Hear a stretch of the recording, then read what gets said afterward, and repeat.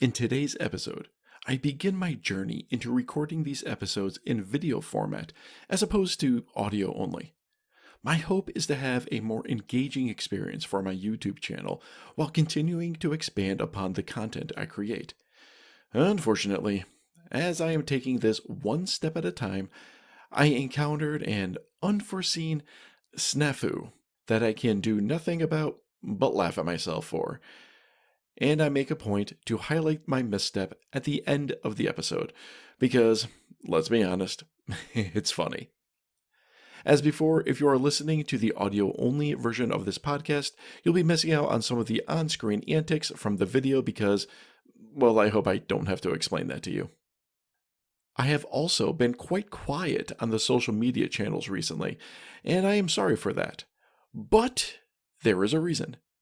I have been dedicating all my spare and extra time away from daddy duties to be working on an amazing project that you'll have to listen to this episode to hear more about. And with that, let's begin.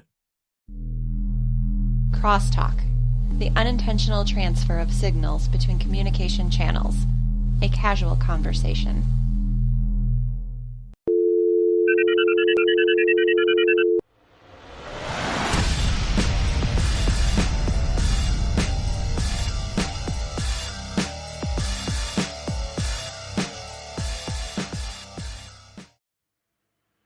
Okay. Like I said, Totally fine. If you wanted, I mean, I'm very used to both live recordings. So if you wanted to live record, I would be totally cool with that as well. All up to you though. okay. I'm just going to stick to just recording. Right now I've got it set up for full screen, and I see both of our images on screen, so that'll suffice for now. Like I said, I'm going to take this one incremental step at a time, and if I can find... There we go. I'm also trying to figure out the best way to arrange my house because the office that I used to record in has really spotty internet, and it likes to just kind of peace out on me every once in a while. And that, I mean, for the audio, the service I used, it would moderate it a little bit. If someone kind of cut out, they would automatically realign things and you wouldn't be able to notice anything. It was really good. But if I'm going to be recording video, I'm like, I need to move this to the other office on our second floor. So I'm like right above the router. The router. Yep. Like, I can't take chances with a video call because there were several times where I would do a video interview and I was the guest and the interviewer would say, where'd you go? We lost you for a second. One of those deals. I'll get there. What I need to do is get a mesh for the house, because what I had, what the issues I was having in the other office is I was running off the network extender, and it wasn't quite strong enough. It wasn't quite stable enough. So I'll get around to it. I'll get there, and we'll count this as the soft opening for the show. Sweet. So let's get this started. And hello, world. This is Video Game Crosstalk, episode 049, the podcast of gamers talking tech, science, and whatever else comes to mind. I'm your host, Anthony Rossi, and with me this episode was supposed to be a duo of hosts, a duo of guests. Alas, life had other plans. We are recording actually on Father's Day right now. It is currently Father's Day, and I was supposed to be hosting with the co-hosts of Two Nerds in a Pod, Macktion and NiceGuy. Unfortunately, life happens, and I shouldn't say unfortunately, my brother came up to visit the family for Father's Day and my mother's birthday. But unfortunately, my brother ruined everything. And I spent the majority of the last several days just all sorts of family stuff. So I was not able to record last night, which was our originally scheduled time, and moved it to tonight. Macktion is still able to join me. Unfortunately, NiceGuy can't. We'll reconvene. We'll get it back. We'll muddle through somehow, I hope. Oh yeah, it won't be a problem. So Macktion, thank you so much for joining me. Thanks for having me. So, how's your weekend been so far? Well, my weekend's been interesting. I live in rather close proximity to a popular destination for people. Okay. I don't want to get too frightfully specific, but that means that weekends are always touristy and, plenty of people around. So, I tend to spend my weekends sort of in the house with the air conditioning on in front of many blue screens, that is to say computer screens, because that's my preferred situation when the outside is crawling with people. I gotcha. I really have become a bit of a mushroom personally. I do not take heat well. Just the way that my body has decided to age, confound it. But unfortunately, my two boys, exactly. My two boys love being outside, which I highly encourage. I've gotten to this discussion many times where it's like, well, Anthony, you play video games all the time. How are you going to feel if your boys are playing video games? All right, my oldest is 4. I haven't gotten him playing games yet. I intend to hold off as long as I can because there is definitely value in going outside and getting your knees scraped up, getting some cuts, getting some bruises. As brutal as that sounds, but there's a definite value in that in character development and just social development and stuff like that. Don't worry, I'll be schooling him in what he considers a retro game soon enough. I'll be able to show him what's up, and we'll get to it. We'll get to it. So, unfortunately for me, we've had a heat wave in my area, and it's been daddy, daddy, chase me. Daddy, daddy. No. But this is what you do. That's what you do when you're a father. All right, bud, let's go do this. Yeah. Oh, man. That would be rough, but you're a good man for doing it. I really put forth the effort and I joke about it all the time. I definitely joke about it. They're good kids. They really are good kids. All of my frustrations boils down to he's just being a typical 4-year-old. You know what I mean? He's just being a typical 4-year-old. He's pressing. Now, I can only offer my sympathies for any of this as I am unchilded at the current time. But it would have been the end of 2019, beginning of 2020. I had the pleasure to live in close proximity to my sister-in-law and brother-in-law and their kids. One 4-year-old and one 7-year-old. So, I kind of have an idea of what you're talking about. It really is nonstop, but they're good kids. Just being a father of a young child. Oh, man. So, let's get into it just a little bit. Tell me about Two Nerds in a Pod. Okay, so it's a weekly podcast show recorded live on Twitch. There's a little bit more interaction, I think, than some podcasts because since we record it live as it's broadcast, and there tends to be some viewer input, and also we've kind of straddle this line of script, like not really a script, but there's 6 established segments every single episode. Okay. So you always know what you're getting in the first segment. Gotcha. That's always the news. And then the next is you're always going to get the history. And then you're going to get this and so on. It'll bounce back and forth between us two helming it.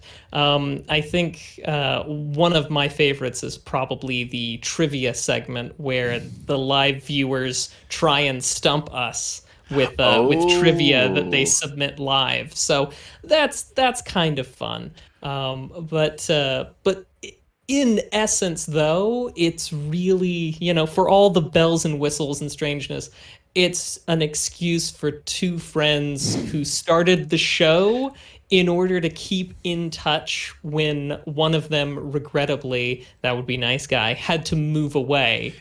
It was really the inconsiderately. excuse to Okay. keep it going. Yeah, 100%. I mean, if only, I mean, I'm sure he was thinking about him and his family, but he had really been thinking about me, he wouldn't have gone that way. Right.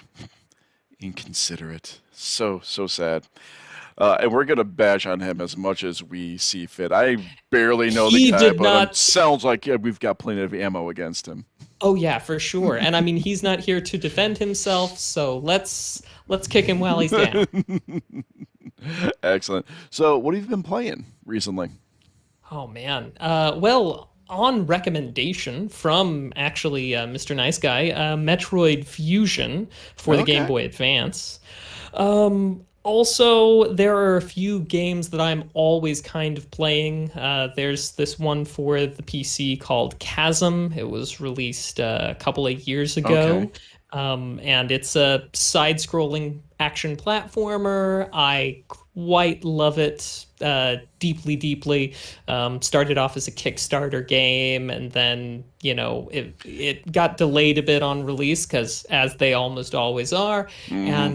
and yeah, just one of my favorites. Good tight controls on it. I Oh, like it. nice. I I feel like I've actually heard of that game. I have not played it because all of my gaming is on console. Oh, Yay, well, box art.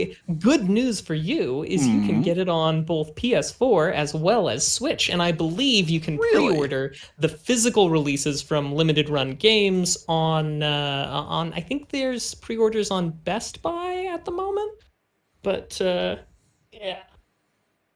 Anyway, Well, I I'll take like a it. look into that. I will take a look into that. Yeah, I've been. Uh, Past few weeks have been really tight for me. It's one of those things where, like, I don't know why. I've just been busy with stuff going on everywhere. Uh, but I have been working my way through the Yakuza series. If you're Ooh, I've familiar with heard it, good things. I finally got to show my brother a little bit of it. So I'm on the fifth one right now, and the Yakuza series. I am so happy. I think I picked up the first one as part of a remaster. It was one of the free games on for the month. It was one of the monthly free games on PlayStation. And I was like, I heard about this. Either it was free or it was like heavily discounted, one of the two. Let's give this a try. And the best way I can describe it is that the core storyline, core campaign is the grittiest detective crime underworld drama, like bar none. Like, this is blockbuster movie levels of intrigue and multiple storylines that do weave themselves together in a logical, cohesive manner. It is fantastic. You take one step out of that main storyline, and it is the wackiest, most bonkers, bizarre anime madness I have ever witnessed. They are juxtaposed to each other in the same game. It is very difficult to explain, but I'm trying to think of an example right now. Uh, you just get in these weird, wacky, bizarre, comical situations as like your side quests. They're called sub stories in this game, Mm-hmm. and they're all just bizarre. And one of the other things I really need, and I feel like I need to say this every time to each person that I mention this to, because I experienced a little bit of culture shock when I played the game. To my understanding, and I need to understand, I'm the foreigner here. I'm the Mm-hmm. outside viewer. I am the one who is viewing this as the visitor.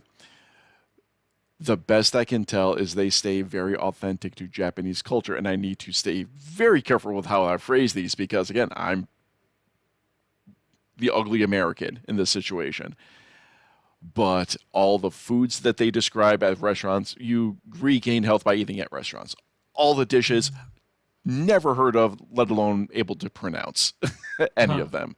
There are like even the little things like going to a karaoke bar or karaoke parlor. Not even sure what you would call it. I've done more than my share of karaoke in the day. Okay, done more than my share. The idea of going to I guess I'll call it a parlor for lack of a better word, and you rent out your own private room to sing like with a buddy of yours, and like that's it. You get the room for an hour, and like it's a mini game within the game. Uh-huh. And, like that's normal. I'm thinking to myself, no, karaoke is something that you do with your friends. You go out to the bar, everyone's done shots, and you dare each other to sing Yeah. stupid songs. Yeah, It's and a it's out in the middle and everybody's watching you or trying not to watch you, as the case may be. depending on your stage presence and performance skills. Yeah, Uh-huh. all eyes on me when I go up. But so little things like that, like it was so bizarre, but I had to remind myself I'm the outsider looking in.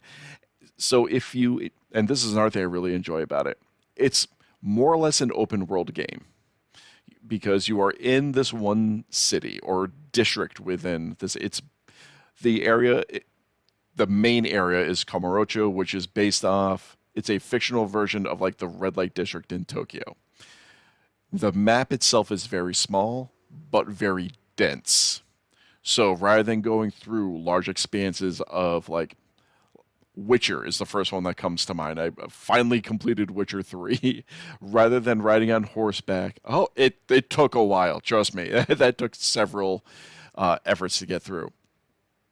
Rather than riding your horse through vast expanses, you're in a downtown district and all the buildings are on top of each other, all the locations, all the restaurants, all the waypoints, they're very close together. You're walking the entire time, so it still takes a little while to get from place to place, but you don't have this giant expanse with like multiple cities and multiple, so it actually makes it manageable. It's about a 40-hour game, 40 to 50, somewhere around there, so it's still enough into it. Still enough Oh yeah, meat that's a there. lot of content. Yeah. Yeah. But we're not doing like a 200-hour epic RPG, and like I had to stop playing the Assassin's Creed series. I just don't have the time for the endlessness that those Mhm. games can be. Whew. So awesome. I Yeah. jabbered quite enough already. So Nonsense. I was thrilled to hear it. I mean, I'm thrilled to hear another recommendation for the Yakuza series. it and that's the other thing. Like and if someone it seems to me that if someone enjoys the series, they just go off about it.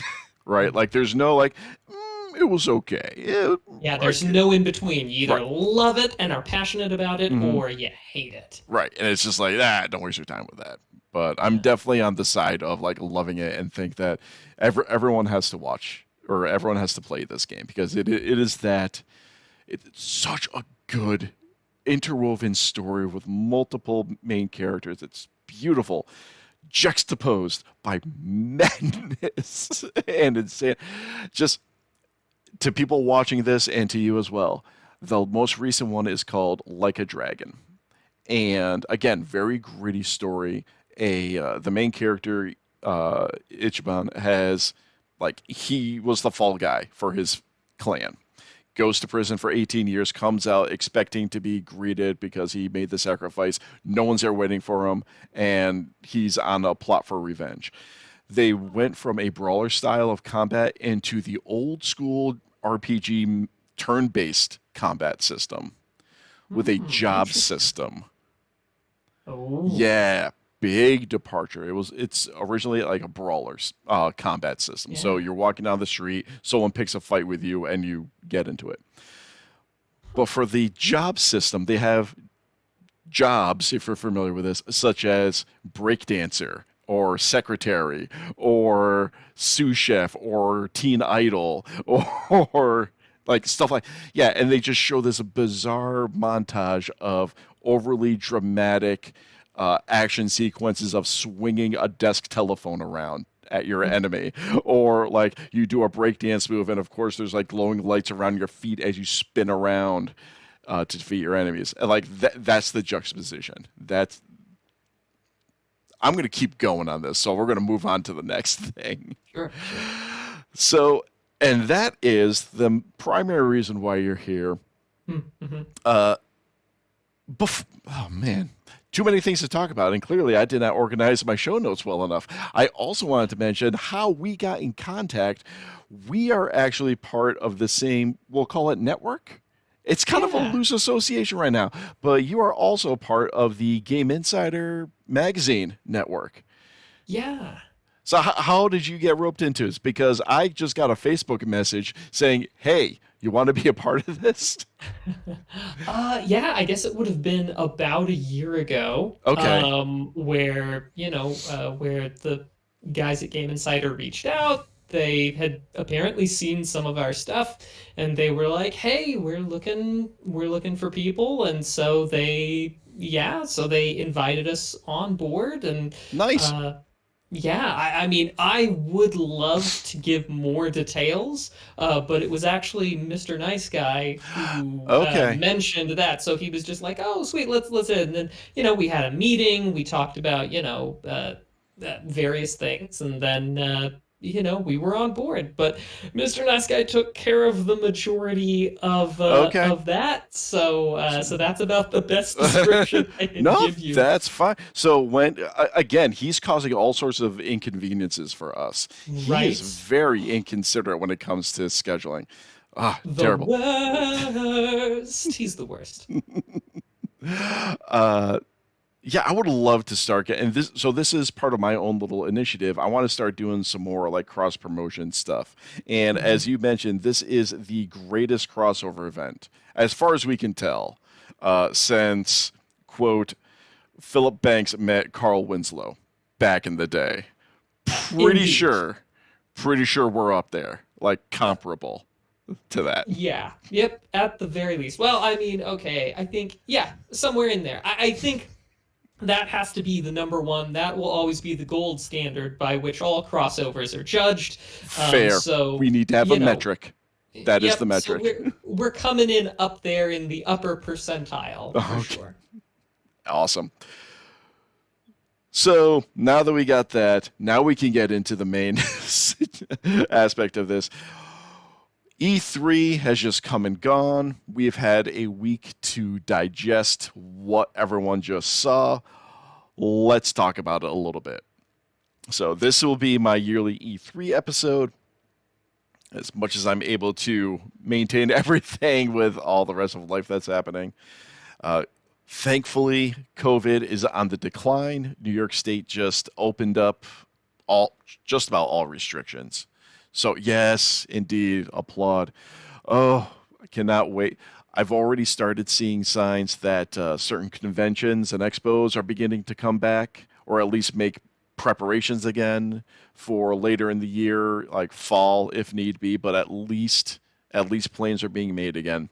So Mm-hmm. beautiful signs of recovery. Everyone get your vaccinations. Let's keep this momentum going. But yeah, E3 again virtual this year for obvious reasons. What are your overall thoughts on E3? What you were able to watch? Um, well, I've had the delight to go in person before. Oh, lovely. Um, and it was many years ago, and actually it was I took Mr. Nice Guy with me. We went together. It was the best bro date ever. Oh, Um, fabulous. and obviously it's a very different experience with the online side of things as Hmm. compared to, the in person. And there, my perspective on it is very much how I felt last year, that it has both improved as well as detracted from without being able to be there in person, there's a certain electricity in the air, a hype that you just get when you're physically in the same spot that I just don't think that can be duplicated Oh, absolutely. online. But there is a plus side to the online aspect, allowing everybody, all the various presenters, to kind of have their own moment to shine without being. I feel like the in-person event had a quality of antagonism to it, where you felt Hmm. like different people were competing in a way for your attention on the Okay. showroom floor. And are we going to go to the PlayStation thing, or are we going to go to the Microsoft thing, because they're doing it at the same time? Are we Oh, doing that's this or painful. that? Yeah, so I felt like a lot of times you had to kind of you felt torn Hmm. sometimes. Whereas this certainly allows for a bit more, everybody's got their own time to shine, like I said. So I overall, I like the digital format for that. Okay. That's odd. They would go at the same time because I've Yeah. watched E3 over the years, Hmm. and I mean, we all watched both the Xbox presentation and the PlayStation presentation. All of them all got like their time. I could be taking crazy pills, but I seem to recall the year that we went that we had to choose between Maybe going to one or the other. okay.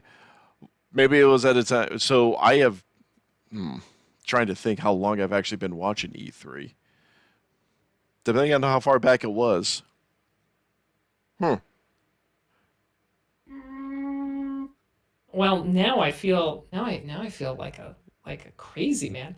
I I want to say that we went in 2012 was the year that Nice Guy and I went, which is 9 years ago, getting close on a decade. And yeah. Hmm. Hmm. Okay. So that might have been just before. That might have been just before I started watching. That might be like a year or two before I really started paying attention to E3. So there's potential there. Well, there's also potential for me to just be insane. Well, we're So, not going to rule that out.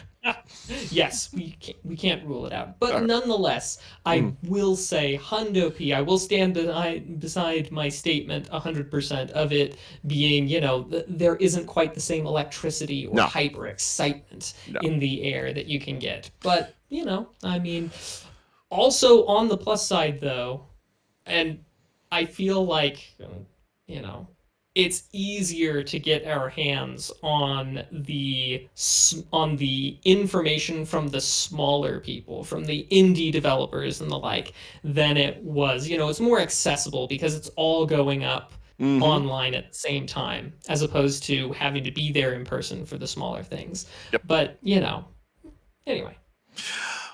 No, that's a great point. And I mean, throughout this pandemic, people have been trying as much as they can to do their virtual shows, do their virtual concerts. Uh, we do what we can. I appreciate all the artists, all the virtual events for doing what they can, just to survive this long stretch. I don't care how good your presentation is. There is nothing that will replace a live experience. And that Mm-hmm. I will say across any form of entertainment or presentation or demonstration or whatever. There is nothing that will replace a live presentation. I used to be very big in the music scene. I used to go to shows and concerts all the time. There is not a single video out there that will replicate the energy, the absolute raw energy that occurs at a live performance. You can't do it. To be side by side physically with people that are as passionate about a topic or a concept or whatever that share the same passion and interest as you do, to be side by side in the mass of people all sharing this experience at the same time, you cannot match it. as far as I'm concerned. So I appreciate all the virtual. There will be plenty of other events that I will attend virtually simply because of logistics and price, but that's a whole nother discussion. But I am very much interested in getting back uh, into the Meat live space. shows. Oh, yes, into the meat space. And it's funny. You know what? I'm just going to go ahead and mention that I'm working on this project right now. So this is live announcement, breaking news. When you mentioned the indie developers, how accessible their material is. I was watching it was the Xbox the Xbox presentation. And there is, and I've mentioned my location on this show a few times, so I'll share that again. In upstate New York, there is an organization called, well, the facility itself is called the Tech Valley Center of Gravity. So we live in what we call the Tech Valley. We're not quite Silicon Valley, but there is a large pocket of technology and industry in upstate New York. Within that area, there is called the Tech Valley Game Space. And within that, there is in a neighboring city, the city of Troy, there is a cluster of like over 100 indie developers and there's just this bizarre little pocket that sprung up. And as far as I can tell, it's because the location of where we are a 3-hour-ish drive to New York City, to Montreal, to Boston. They're all roughly 3 hours, but you don't have to pay New York City prices to live. So it's a day trip, basically.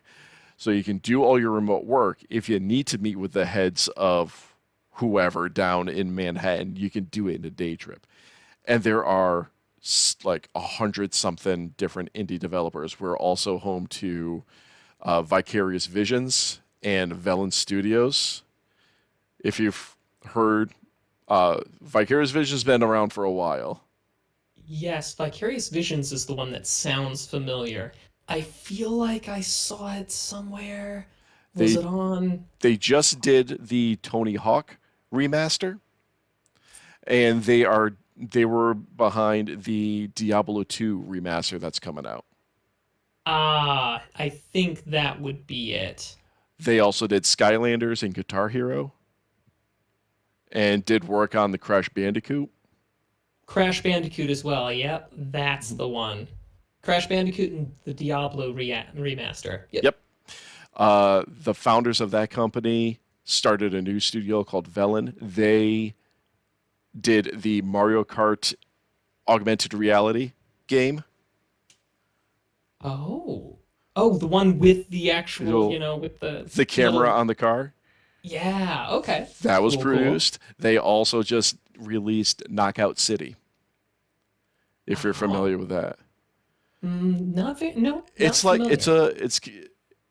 I don't know if it's free to play, so I can't speak to that, but it's like one of those, battle royale almost, but it's kind of based on like dodgeball instead of like Oh, okay. gunplay. But we also have Oh, WB Games is here. PUBG has an office here. So there's like a big cluster of game development. And I suggested, has anyone thought about putting together our own local like E3 style expo? uh-huh. And apparently they tried doing something similar a few years back, didn't gain enough traction for it. The plague happened, and Oh, now people are coming back. And as of like a week ago, apparently I am now on the planning committee for this expo. hey, Yeah, congratulations! so we are. I'll be tapping Game Insider for some resources. I have no idea what we're going to do. We are in the preliminary exploratory phases right now, but there could be some serious news coming out of Video Game Crosstalk, and I'll see what we can do to get Game Insider involved. We're trying to focus mainly on the local scene, so don't know how far we'll stretch, but we'll see what happens. But yeah, it is in the works. We are in the talking phase right now. Love to see the indie developers really being able to shine. I mean, so many resources are out there these days between Unreal and the full freeware version of like an online studio that you can make in your own home out of freeware and open source software. So yeah, it's interesting for you to mention the indie developers in this conversation because there's a lot of them out there, and they don't have the budget to put on or be a part of a hour-long AAA presentation, but they're out there and they're doing such fun stuff. And we're actually going to get into that in just a little bit. So, what I've had planned for this show and what I've done in the past, since, let's be honest, everyone's got their options for E3 coverage. This little podcast, I'm not going to compete with Giant Bombcast. I'm not going to compete with IGN. So, the way I do this is I come on, guests come on, we pick a handful of our favorite trailers, and we talk about them. So, I've been talking long enough, so I'm going to start with you. Let's go to your first trailer. Tell me about that. Okay, so Redfall. I think the big headline bit here is not even so much that it's like it's got a sort of post-apocalyptic feel. They're hunting vampires, all that jazz. But I think the real things that interest me are that it's a cooperative game, and they bill it as an open world setting, FPS cooperative, and that is kind of my jam ever since, really, frankly, Halo Combat Evolved. Cooperative FPS is kind of the only way I play FPS. Okay. Left 4 Dead and Left 4 Dead 2, huge loves of mine. And so to see something that's drawing on very similar inspiration, I'm intrigued by how the implementation of an open world setting is going to be in all of this. But I'm cautiously optimistic because it's basically one of my favorite genres already, and that's why I picked it. Awesome. Yeah, I flipped through all the trailers prior to the show, so they're all fresh in my mind. You got quite the cast of characters to choose from. If I'm reading the trailer properly, you got an interesting set of classes to work with. Yeah, it certainly does look interesting. Yeah, so like you have your, I don't want to say basic, but the guy who loves guns. You're always going to have the guy who loves guns. Like, what's your special ability? More guns. It definitely doesn't shy too far away from the usual tropes, that's for sure. But I mean, I don't feel like we necessarily need that in this sphere. You know what I mean? Oh, as long as you can put your own twist on it. I mean, yeah, you're gonna have your tank, you're gonna have your mobility guy, you're gonna have your support guy, the Mystic. I guess I'll refer to her as the Mystic. I think her name was Layla in the trailer. With the Mystic elevator, like the old-timey looking elevator that shoots people up. That was interesting. And also hints at a good amount of mobility, vertical mobility in the game. I mean, and of course, this is an announcement trailer. I don't even think that there's anywhere that we can see like even alpha level gameplay. So grain of salt with how much of these concepts are actually going to make it in there and be a part of it. But yeah, it's certainly something, vertical mobility like that, especially if they're going for an open world urban setting, is probably going to be very, very nice. But yeah, I'm always a little bit skeptical. I tend to sometimes fall for the shiny things like this trailer. And, don't we all? And then, yeah, well, so, but, yeah, I do hope that the Mystic Elevator makes it. It was a cool touch. I love seeing how things are reinvented over time. Like, vampires have been reinvented so many times, but this is actually yet another fresh take on it all. Because after Blade was turned into a movie, I saw repeated instances of like garlic infused bullets. It was either after Blade or Kate Beckinsale's Underworld, that movie. Mm-hmm. I saw so many like garlic nitrate bullets and UV rounds, like in several other like games and movies. Like, okay, everyone latched on to that concept, and this is going to be how we shoot vampires with the UV rounds, and this is how we're going to move away from the silver bullets or the silver. But okay, sure, reuse. It works, okay, but this is a fresher take on the vampire concept. They seem to be more like demons Yeah, it than definitely takes undead. that. Yeah. So, Because yeah, like you said, it's not like they're using. Well, I mean, who knows? We don't know what they've got packed inside those shells. But it's true. There but was yeah, that it one does guy, he seem had more the theming. triple barrel super spikes. There was that guy. Ah, mm-hmm. So, He was the one with the oh gosh, with the yellow coat, right? yes. Yeah. Who seemed much more like he seemed more like the gadgeteer of the group. I can see I that. felt like that was the thing, but then again, I mean, how far are these tropes going to penetrate in? Who knows? Who knows at this Yeah, early point? everything's still very early. So, which is also kind of fun to speculate about, of course. But I know, right? I think for my part, as long as they stick to, again, I'm a little bit curious about how the open world part's going to be implemented, but mhm. as long as it's a cooperative first person experience, sign me up, shut up and take my money. Yep, nice. All right, cool. So the first one on my list, and I have like next to no information about this game. I really don't know much at all. It's called Atomic Heart. It seems to be a Russian game, cyberpunk meets Fallout, kind of, sorta. If you were able Uh-huh. to watch this trailer, so it opens. It's definitely got futuristic, cybernetic enhancement aspects to it. So that's going to be a definite. It opened up with that, Yeah. but then Yeah, there's the one the dude with like I mean it looks like a buzz saw on his arm, on his hand or something right near the beginning. oh yes, yes, at the very beginning Yeah.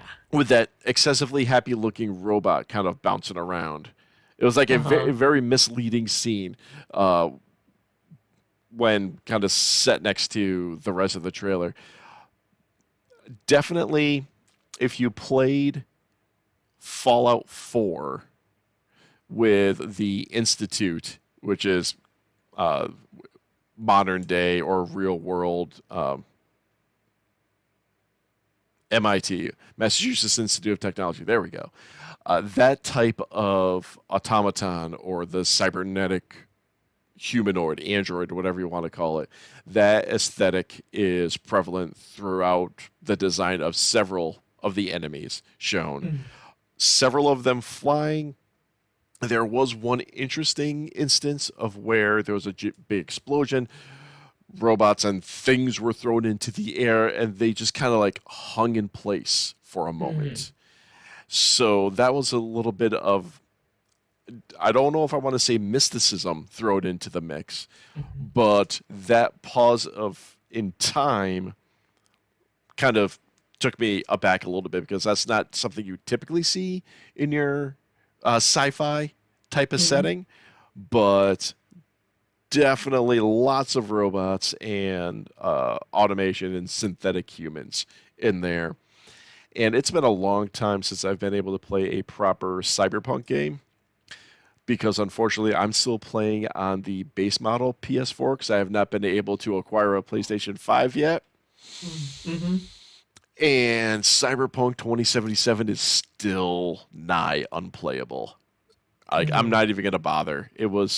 I did see a recent report where they say that it's much more manageable on the PS4 because they Mhm. removed like half to three quarters of the ambient pedestrians and cars walking around the city type of thing, which really is what they had to do if they're going to make it even remotely playable. Because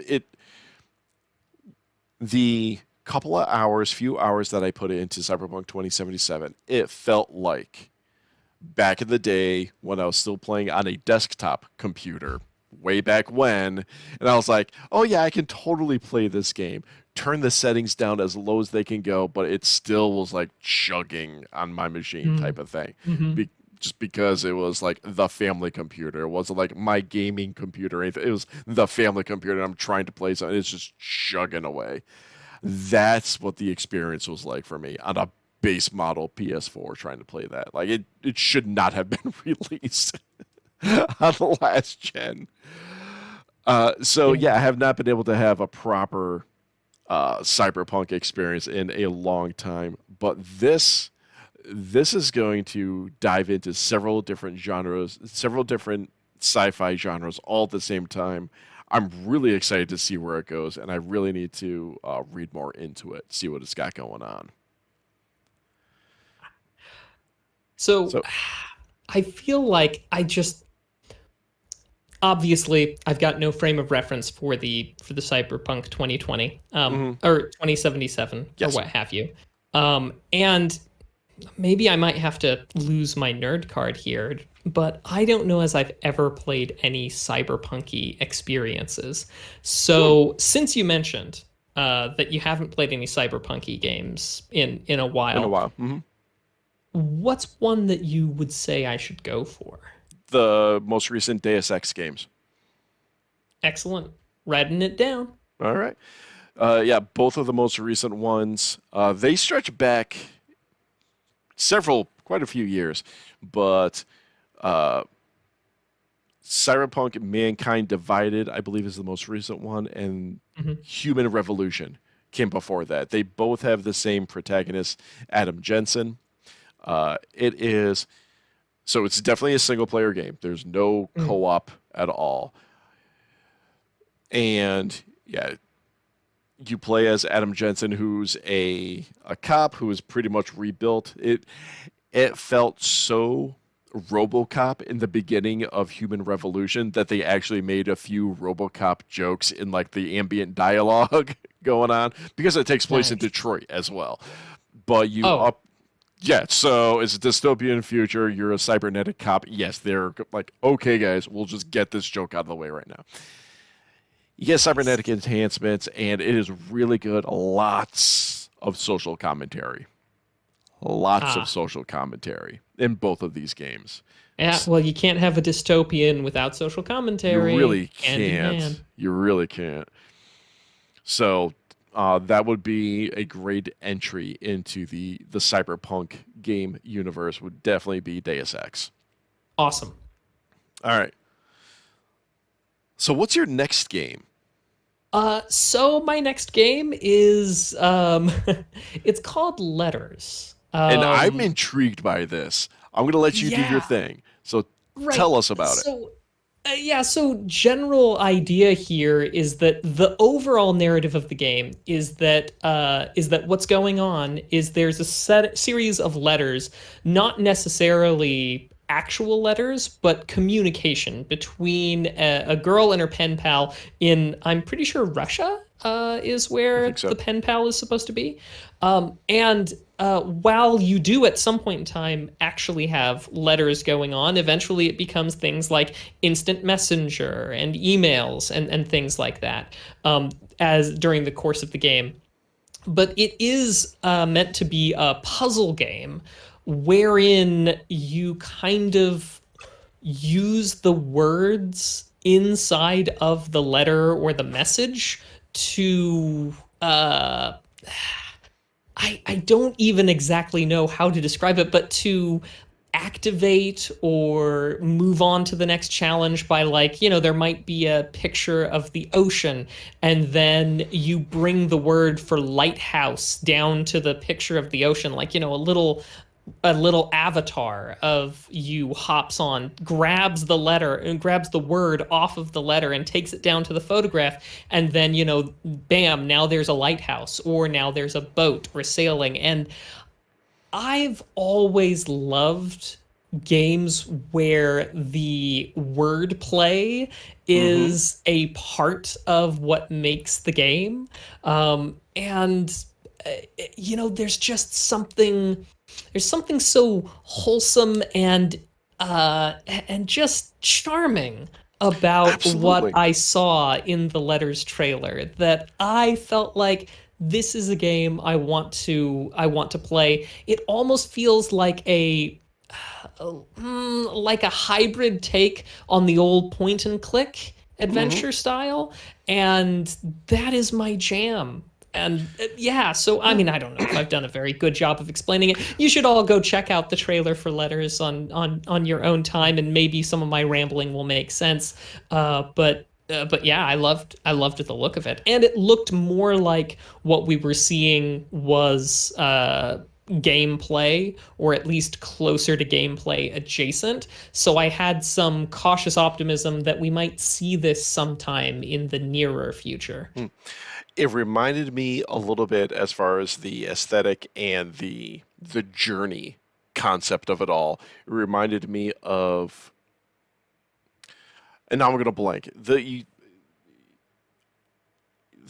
You played as this little yarn creature. I think you were actually called Yarny. Oh my goodness! Hold on. Yarny. That was Was it Untangled. an Unravel? Yes, there it is. Ugh. Yes, it reminded me a little bit of Unraveled. Oh, okay. If you have not played that and you like this Uh-uh. kind of concept, I suggest it. I really do. It is. It starts off as a very innocent game, very innocent story, but what Mhm. you eventually do in Unraveled is you go through this woman's entire life through the course of pictures and these knit little buttons and badges that you find along the way. And it turns into a very emotional story to the Mhm. point where, like, you will get choked up. If you allow yourself to get uh, engrossed, or if you allow yourself to really commit to and feel the emotion that is being told, you will get choked up towards the Mhm. end of this game. So Mhm. go play it for a good time. But Yeah. this Letters, this is why I really need to get into and play more indie games. Something like this, because you could never have this be at the price point of a full AAA title. You can't do it. That there will not be enough interest in a game like this. You can't make it large. It's a great concept. If it was blown up to the scale of a AAA title, I would get very bored halfway Mm. through, if that. But at the scale of an indie game, that's manageable. And the indie developers are able to take these artistic, abstract ideas and turn them into full experiences. Like, I really need to play more indie games. I was able to play uh, what what remains of Edith Finch.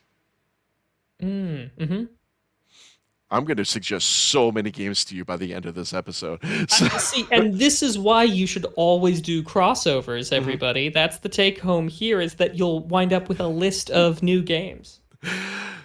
So, what remains of Edith Finch and Everybody's Gone to the Rapture are two very similar games in mechanics. There's like little to no action whatsoever. They are definitely an interactive story. Mm. Mm-hmm. You are experiencing a story. There's like no combat. There's no inventory. It's you walk through this one setting and you interact with the different elements around town, and you get to learn about what happened. So that sounds similar to what's going on in Letters, where, and you actually described it very accurately. You have these like two sets of correspondence, and you see your little avatar grab like a word or a concept and bring it over to the other one to complete the puzzle to progress the story. It Mm-hmm. is a very cute looking game. It looks very interesting. I really hope you play it and give us some type of review and everyone some feedback on it. Oh, for sure. Just try and stop me. No, It's all you, man. All right, on to my second pick. And speaking of taking risks, I love how Ubisoft will just like, here's an idea, screw it, let's go. Let's make it into a full title. It reminds me of The Crew, which was like their MMO open world racing game. If you remember that, I don't know if it really picked up that much steam or really took off, but it was just like open world road races.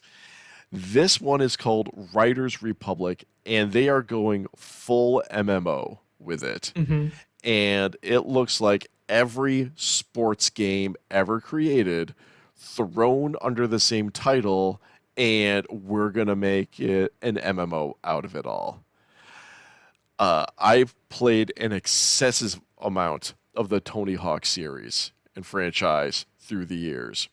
Starting off with the first one. Now that I think about it, yeah, starting off with the first one, played them all except for Tony Hawk 5. That was like the most recent one before the recent remaster, which apparently was just absolutely atrocious. But I played the Tony Hawk Underground, where you had your own like career mode in it, and they're just so much fun. They're such fun casual play. So Riders Republic, you play skateboarding, snowboarding, BMX, some type of like flying squirrel suit, hang gliding action. Every type of extreme sport is going to be in this game. And apparently you just squad up with like your crew and you take on team challenges all over the world, as far as I can tell, or all over this one area.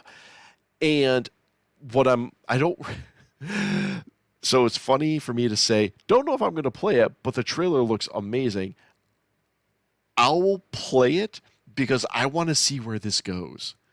I want to see if they can pull off any type of MMO type experience, make it rewarding, make it enjoyable, with nothing but the collection of every extreme sports game thrown under one title. You know what I mean? Like, the curiosity has got me. Have you played many of the extreme sports simulator games? No, That's a actually, no. Yeah, this that face told me no really quick. Sports/extreme sports games. I mean, now Mr. Nice Guy actually, I wouldn't say built. Yeah, he kind of built built part of his following on Twitch around playing of NBA 2K games and sports games. So I mean, big thing for him. Me couldn't be farther. There's a few too many dimensions in this game for my taste. Okay. Two's about my speed. But no, I mean, it certainly looked interesting. I especially thought it would be fun to try out the winged squirrel suit. Right. Suit like there. rocket-powered squirrel suit or something. Uh-huh. Yeah, right. And at least at some point in time, they were flying through an area that looked sort of like through, I don't know, Southwest desert, had those beautiful red and orange rocks that just, those are gorgeous. But yeah, lots of gorgeous looking environments in that game. Even though I'm not much of a sports guy, I mean, it looked really impressive. Yeah, and that's another thing. Ubisoft makes amazing settings. I mentioned how like I just can't bring myself to play the Assassin's Creed series anymore just because I just don't have the time for it. But those games are gorgeous, if not anything else. All the different scenes and environments and replication of historical sites. It's absolutely astounding. And I mean, they do it very well, both in the Assassin's Creed series and in the Watch Dogs series. Haven't played any of the Far Cry or the those games, but if there's only one Far Cry that you play, let it be Far Cry 3 Blood Dragon.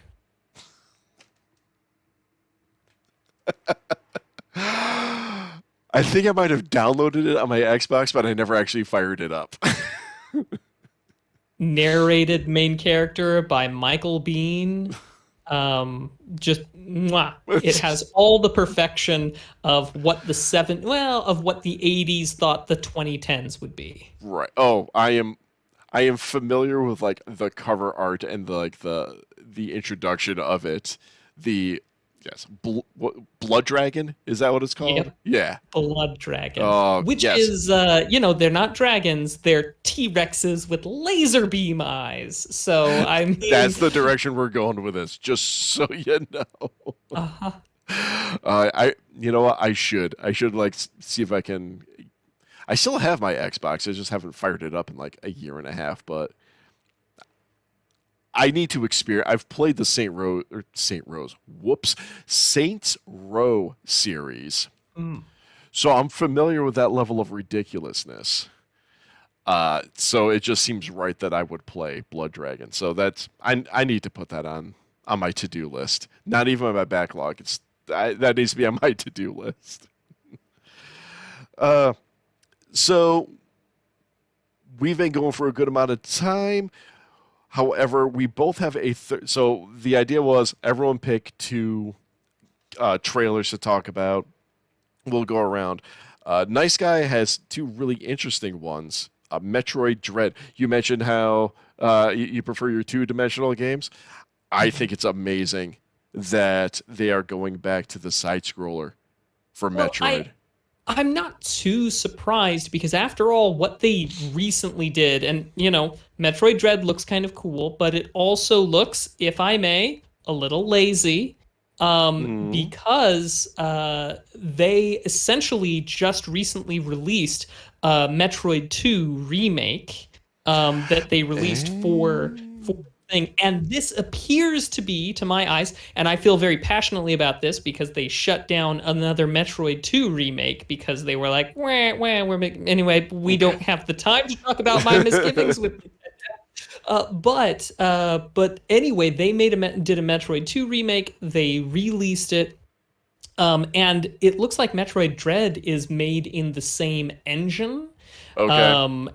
It looks like, I mean, there's too little information to go on, but I didn't see anything in Metroid Dread that led me to believe that they put in too much more than what they had already done for Metroid 2. Okay, So I felt gotcha. like this is Metroid 2.5 in terms of coding, artwork, and ideas.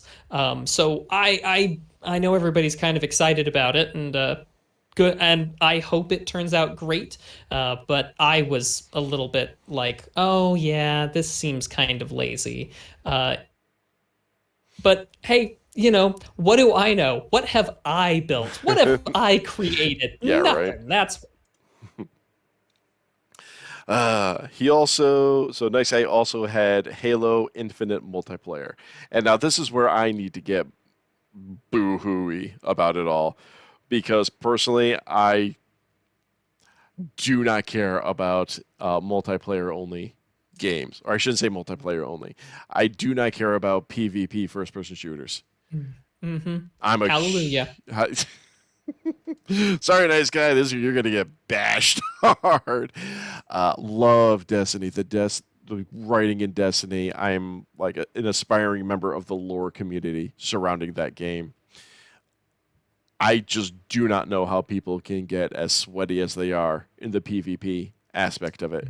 I'm like, why? There are better PvP games out there. Like, if you're going to be that diehard about the PvP aspect of a first-person shooter, I don't want to say, don't play our game, but seriously, go play something else. Go play Call of Duty. Go play Battlefield. Go play, Overwatch or something like that. Why are you here? The PvP aspect of Destiny is so secondary to like the main narrative and where they dump obviously all of the resources. So for a Halo, and this is interesting too, Halo Infinite multiplayer is actually free to play. If you caught that. So like they know. Like, if you want to play the campaign, here's where the campaign is going to be. Here's where the story is going to be. If you just want to play the multiplayer, we've separated it from the main game. Here it is. And in the trailer, they showed a stylized armor set that looked like a samurai.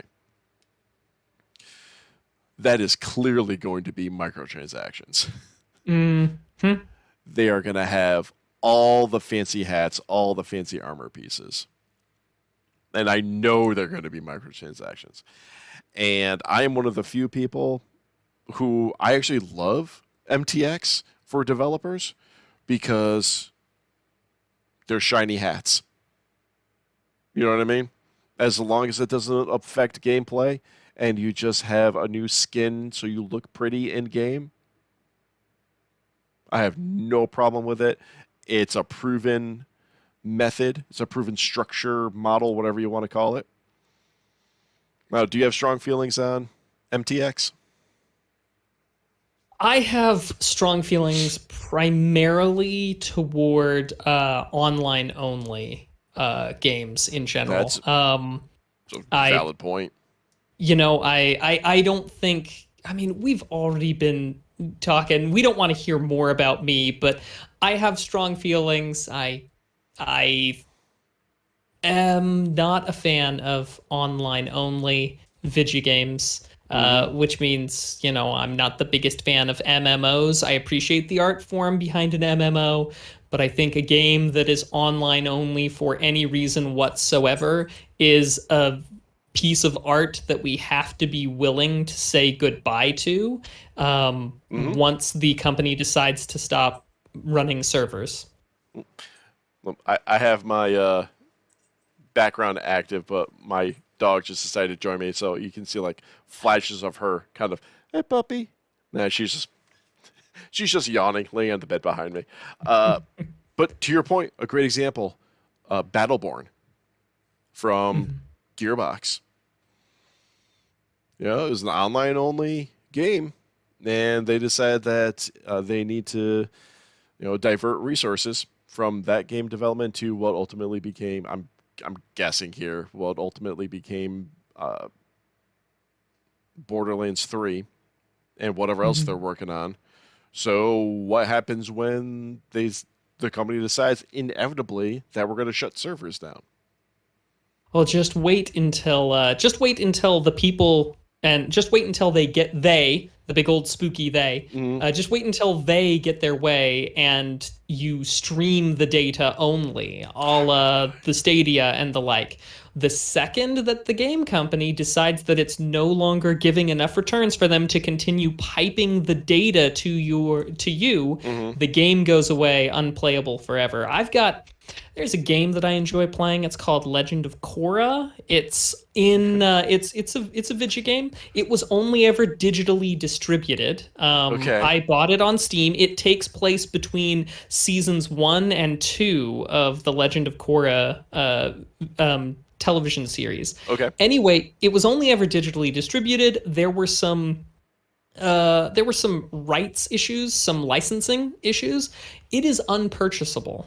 You can't buy it. So if you didn't buy it when it was available, you cannot buy it now. And thank goodness I, downloaded the game and have the game, because it means I can play, and it's a gorgeous piece of artwork, but I can still play it.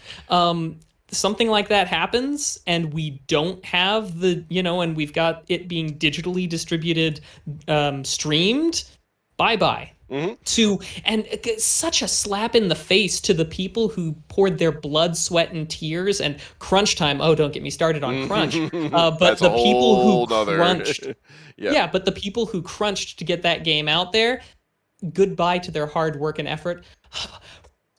We gotta stop. Stop. So I find it really interesting you brought up that as an example, because today, specifically today of the recording, flipping through my Facebook, I actually came across a gaming article of like top 10 games that are no longer purchasable, and Legend of Korra was the cover art for that article. So as soon as you said, I'm like, I know where he's going with this. Like Excellent. I just saw this. Didn't even know the game existed, but yeah, They've gotten so good at the predictive now that they're showing you stuff that I was going to talk about this afternoon. So I don't know what you're doing, Facebook, but that's creepy, and you better stop. that is super creepy. All right, so we are just about out of time, but let's go over our we'll call them honorable mentions really quick. So for you, it is something called potion craft. So long time ago, right? I went to school for chemistry. I was always very intrigued by the historical side of chemistry and spent a lot of time with my face, buried in old chemistry handbooks and the like. And of course, part of that, there was a period of time when chemistry was alchemy. Alchemy matured into the chemistry science. But so anyway, this potion craft borrows on a lot of themes that I remember seeing in old books, old art and ideas that are just very familiar to me. And so seeing something that was, oh, go ahead, make your potions, grind the herbs up, add them to the boiling ablamic. And also, Morrowind, making potions there was always So fun. many potions. Yep. So I mean, it just hit something inside me that was like, this is familiar, this is comfortable, and this is fun. Another reason I need to start playing more indie games because that seems like a very low stress game. Just Something we relaxing. all need more of. Yeah, definitely, definitely. Uh, so my honorable mention, it's barely even an honorable mention, but I put it at my number 3 in my list because it technically wasn't announced, and I just added it like a few hours ago. It technically was not announced during E3. It was during another PlayStation event. And I feel it's worth mentioning not only because of the clout that it brings as a name and who's behind it, but also what they're planning to do with this game. And the game is Elden Ring. And it's from Software, which frightens me because I don't have the time or patience to deal with anything that is close to the difficulty of Dark Souls or Demon Souls or Sekiro and all that. But the two things. To ease the difficulty, which there's going to be, they do have a mechanic in there where you can summon enemies that you have previously defeated to fight alongside you. So if you Ooh. watch the trailer, there's a point where like the main character does something and there are these like ghastly blue figures fighting alongside him. Those are the allies that you can summon to fight along with you. And Okay. they'll have different abilities and functions like, a guy with a big shield will help you defend, or an archer will be able to snipe from a distance and provide backup support. So that will soften the blow. So I'm still willing to play this game. The other thing about this game is that not only is it help like written by Game of Thrones, Song of Ice and Fire fame, George R. R. Martin. Based on your expression, yeah, he's writing for the game. So it is going to be a So very, the story will be done in 35 years. if at all. But yeah, that's a after that very disappointing ending for Game of Thrones, people were already saying like, "Congratulations, that's the ending you're going to get. He's never going to finish the book now." But back to this game, they have plans to take this far beyond just the game itself. They're talking video adaptations, a book adaptations, a full expanded universe that goes well beyond the scope of just the game itself. So, as someone who has, dived full on into the lore of certain universes and really like dig into it, this excites me both on a personal level because like, oh, I'm really going to be able to get into some analysis or get into some really deep meaning and great storytelling. But also, if I'm going to continue making like YouTube videos for like content creation, I have to have something other than Destiny because that game is going to end at some point. The way that it's written, it will end. And I'm going to need something else.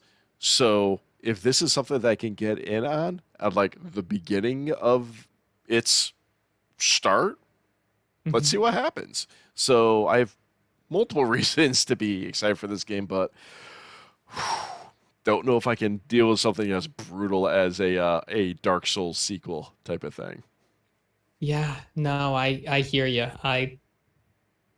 Couldn't make it through the first one. So I got it for free. Again, it was another like free off of one of the consoles.